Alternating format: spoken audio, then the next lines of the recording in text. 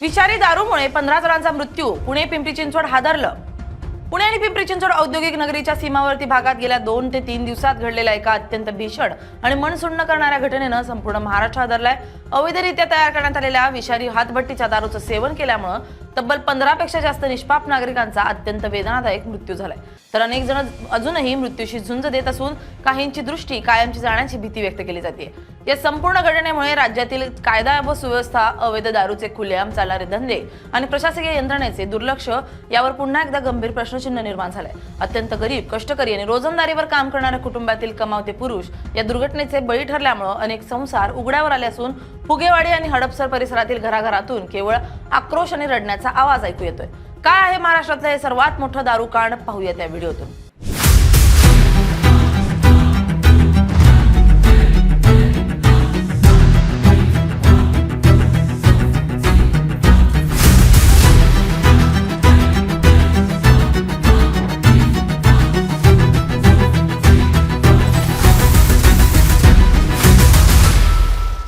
नमस्कार, मी स्नेहल चौधरी. आपण पाहत आहात LS मराठी.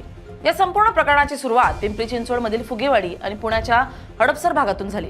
नेहमीप्रमाणे दिवसभराचे कष्ट संपून विरंगुळा म्हणून किंवा सवयीनुसार काही स्थानिक नागरिकांनी परिसरातील अवैध अड्ड्यांवर आणलेली गावठी दारू प्राशन केली. दारू प्यायल्यानंतर काही तासातच अनेकांना तीव्र त्रास सुरू झाला. सुरुवातीला पोटात असह्य जळजळ होणं, चक्कर येणं आणि उलट्या होणं अशी लक्षणं दिसू लागली. अनेकांनी याकडे नेहमीचा त्रास म्हणून दुर्लक्ष केलं, परंतु मध्यरात्रीनंतर परिस्थिती हाताबाहेर गेली.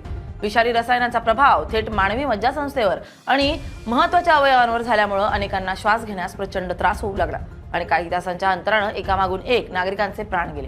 रुग्णालयात पोहोचण्यापूर्वीच काहींचा मृत्यू झाला होता, तर काहींनी उपचारादरम्यान दम तोडला. या सामूहिक मृत्यू सत्रामुळे सुरुवातीला स्थानिक प्रशासनालाही धक्का बसला, परंतु नंतर हा विषारी दारूचा प्राशन केल्याचा प्रकार असल्याचं उघड झालंय.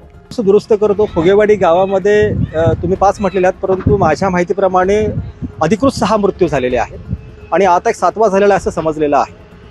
सगळ्यात महत्त्वाची गोष्ट अशी आहे की हे जे संपूर्ण मृत्यू झालेले आहेत, हा जो संपूर्ण जर का समाजाचा भाग बघितला तर हे दारू पिणारी लोक होती आणि दारू पिणाऱ्या लोकांचा मृत्यू असा अचानक एका दिवसामध्ये होणं याचा अर्थ असा की अनुमान जर आपण काढलं त्याच्यामध्ये, तर नक्कीच या स्वरूपामध्ये कुठेतरी त्यांना विषारी दारू ही त्यांच्या पोटामध्ये गेलेली आहे आणि त्याच्यामुळे त्यांचा हा मृत्यू झालेला आहे.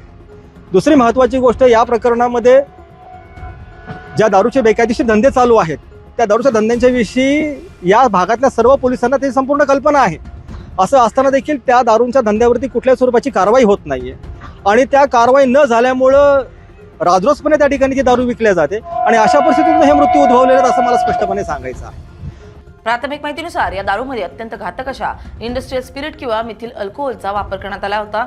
सामान्यतः मानवी सेवनासाठी इथिल अल्कोहोलचा वापर केला जातो, मात्र अधिक नफा मिळवण्याच्या हव्यासा पोटी आणि दारूची नशा झटकन वाढवण्यासाठी रसायनांची छुप्या पद्धतीने भेसळ केली जाते. मिथिल अल्कोहोल हे अत्यंत विषारी रसायन असून त्याचे मानवी शरीरात गेल्यानंतर फॉर्मिक ऍसिडमध्ये रूपांतर होतं. हे ऍसिड थेट डोळ्यांच्या नसांवर आणि यकृतावर हल्ला करतं. त्यामुळेच या दारूचं सेवन केलेल्या अनेकांना अंधत्व आलं असून त्यांचे अंतर्गत अवयव निकामी झालेत. या भयंकर रसायनांच्या संमिश्रणाने बनवलेली दारू जणू थेट मृत्यूचं रसायनच ठरली, ज्याने काही तासातच निष्पाप मजुरांचं जीवन संपून टाकलंय. राजरोसपणे इथं बेकायदेशीर धंदे होत आहेत आणि बेकायदेशीर धंद्याच्या माध्यमातून ही अवैध दारू जी घेतलेली आहे. आता प्राथमिक अंदाज असा म्हटलं जात आहे की त्या ठिकाणी दापोडी, फुगेवाडी या ठिकाणी हे अशा प्रकारची जी काही अवैध दारू विक्री होते, ती अवैध दारू विक्री होतेच कशी काय मुळात, का ह्याच्यावर त्यांच्यावर कारवाई होत नाही आणि पोलीस एवढं गाफील कसं राहतात.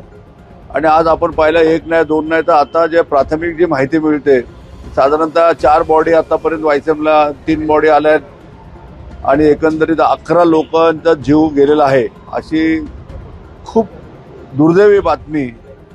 11 लोक ही काय कमी नाही आहेत, परंतु ही आता जी माहिती मिळते त्या माहितीवरनं मी बोलतोय. आणि या दुर्दैवी घटनेत जीव गमावलेल्यांमध्ये समाजातील अत्यंत खालच्या स्तरातील कष्टकरी वर्गातील लोकांचा समावेश आहे. फुगेवाडी परिसरातून पांडुरंग सदाशिव फुगे, विजय प्रकाश राठोड, राजेंद्र प्रकाश राठोड, राजेंद्र राजपूत, अकबर पठाण, आनंद देसाई आणि आनंदा निकळजे यांसारख्या नागरिकांचा मृत्यू झालाय. तर पुण्याच्या हडपसर आणि मांजरी परिसरातून राहुल शरद क्षीरसागर, विजय भुकुरलाल शर्मा, अरुण दादर आणि अशोक रमेश चव्हाण यांना आपले प्राण गमवावे लागले. मृतांमध्ये तरुण आणि मध्यमवर्गीय पुरुषांचा भरणा अधिक असल्यानं त्यांच्या पश्चात असणारे वृद्ध आई वडील, पत्नी आणि लहान मुलांचं भविष्य आता पूर्णपणे अंधकारमय झालंय. अनेक कुटुंबातील एकमेव कमावता व्यक्ती गेल्यामुळे या परिसरात प्रचंड शोककळा पसरली असून नातेवाईकांचा संताप अनावर झालाय. बरं, हे सगळं सुरू असताना पुणे आणि पिंपरी चिंचवड पोलीस मात्र निवांत झोपा काढतात. आता 15 लोक मेल्यानंतर पोलिसांना जाग आली आहे. या संपूर्ण रॅकेटचा मुख्य सूत्रधार आणि जुना गुन्हेगार योगेश वानखडे याला पोलिसांनी अटक केली आहे. योगेश वानखडे यापूर्वीही अवैध दारू विक्री आणि निर्मितीच्या गुन्ह्यांमध्ये अडकलेला असून तो जामिनावर बाहेर होता. त्याच्या अटकेनंतर पोलिसांनी या बेकायदेशीर व्यवसायाची पाळंमुळं शोधण्यास सुरुवात केली. हे विषारी रसायन कुठून आणलं गेलं, ते कुणी पुरवलं आणि पुण्याच्या वेगवेगळ्या भागात याचं वितरण कसं झालं याचा सखोल तपास सुरू आहे. तसेच मृतदेहांचं शवविच्छेदन करून रासायनिक विश्लेषणासाठी विसेरा राखून ठेवण्यात आलाय, ज्याचा अहवाल आल्यानंतर कायदेशीर कारवाई अधिक कडक केली जाईल. या हृदयद्रावक घटनेनं स्थानिक नागरिकांमध्ये प्रशासनाविरोधात तीव्र असंतोष निर्माण केलाय. नागरिकांचा आरोप आहे की पोलिसांनी उत्पादन शुल्क विभागाच्या डोळ्यांसमोर हे अवैध दारूचे अड्डे वर्षानुवर्षे सुरू आहेत. अनेकदा तक्रारी करूनही केवळ तात्पुरती कारवाई केली जाते आणि काही दिवसातच हे अड्डे पुन्हा जोमानं सुरू होतात. राजकीय वरदहस्त आणि भ्रष्ट अधिकाऱ्यांच्या अभयामुळेच अशा गुन्हेगारांचं धाडस वाढतं आणि त्याचा फटका शेवटी गरीब जनतेला बसतो, अशी संतप्त प्रतिक्रिया स्थानिक महिलांनी व्यक्त केली. विरोधी पक्षांनीही या मुद्द्यावरून सरकारवर घाणघाती टीका केली असून गृह खात्याच्या अपयशाचे जिवंत उदाहरण असल्याचं म्हटलं जात आहे. तसेच दोषी अधिकाऱ्यावर निलंबनाची कारवाई करून मृतांच्या कुटुंबांना तातडीनं आर्थिक मदत देण्याची मागणी केली जाते. रात्री 22:30 वाजताच्या दरम्यान त्याला घरामध्ये अचानक चक्कर आली. त्यामुळे त्याला वायसीएम हॉस्पिटलला काल रोजी ॲडमिट करण्यात आलं होतं. त्याच्यावर उपचार चालू असताना आज रोजी दुपारी 12:30 वाजता मयत झाला अशी खबर मिळाल्याने आम्ही हॉस्पिटलला या ठिकाणी येऊन त्याचे जो भाऊ आहे सलीम अजीम खान याचा भावाचं स्टेटमेंट घेतलेलं आहे. त्या भावाने स्टेटमेंटमध्ये सांगितलेलं आहे की काल रोजी तो घरी बेशुद्ध पडला असता, त्याला इथे ॲडमिट करताना तो या ठिकाणी मयत झाला आहे. व त्याला आम्ही हेही विचारलं आहे की त्याला काही दारूचं वगैरे व्यसन होते का, तर त्यांनी 15 वर्षापासून त्याला दारू पिण्याचं व्यसन असल्याचं सांगितलेलं आहे. त्या व्यतिरिक्त कुठल्याही प्रकारची माहिती दिलेली नाही. काल रोजी तो घरीच होता असं सांगितलेलं आहे. त्याचप्रमाणे दुसरा जो प्रसंग आहे त्यामध्ये मयत इसम आहे राजू प्रकाश राठोड आणि विजय प्रकाश राठोड.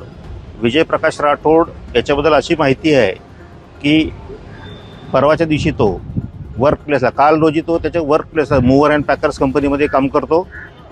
वर्क प्लेसला असताना त्याला बेशुद्ध किंवा चक्कर आल्यासारखं झालं. त्यामुळे त्याला कामाच्या ठिकाणाहून, ज्या ठिकाणी मूवर पॅकरचं पॅकेजिंगचं काम होतं त्या कामाच्या ठिकाणाहून त्याला डायरेक्टली कॅन्टोन्मेंट हॉस्पिटल खडकी या ठिकाणी ॲडमिट करण्यात आलं होतं.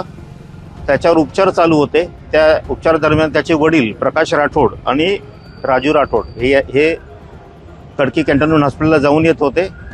त्याच्यावर उपचार चालू असताना सकाळी तो 7:30 वाजताच्या दरम्यान खडकी कॅन्टोन्मेंट हॉस्पिटल या ठिकाणी मयत झाला होता. ही बातमी त्याचा भाऊ आणि वडिलांना कळाल्यानंतर राजू राठोड याला अचानकपणे फिट आली. त्याच्यानंतर त्याच्या वडिलांनी फिट आल्यामुळे 7:30च्या नंतर त्याला औंध हॉस्पिटल या ठिकाणी ॲडमिट केलं. तिथं औंध हॉस्पिटल या ठिकाणी उपचार चालू असताना तो सुद्धा त्याचा लहान भाऊ फिट आल्यामुळे मयत झालेला आहे.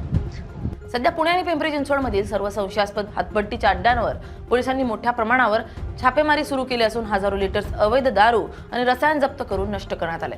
मात्र 15पेक्षा जास्त नागरिकांचा बळी गेल्यानंतर प्रशासनाला आलेली ही जाग म्हणजे तहान लागल्यावर विहीर खणण्याचा प्रकार असल्याची टीका होतीये. भविष्यात अशा घटना घडू नयेत म्हणून केवळ मोहीम न राबवता अशा अवैध धंद्यांचं समूळ उच्चाटन करणं आणि स्पिरिट सारख्या घातक रसायनांच्या विक्रीवर कडक नियंत्रण ठेवणं अत्यंत गरजेचं आहे. तरच अशा मानवनिर्मित आपत्तींना आळा बसेल. Bureau report LS Marathi.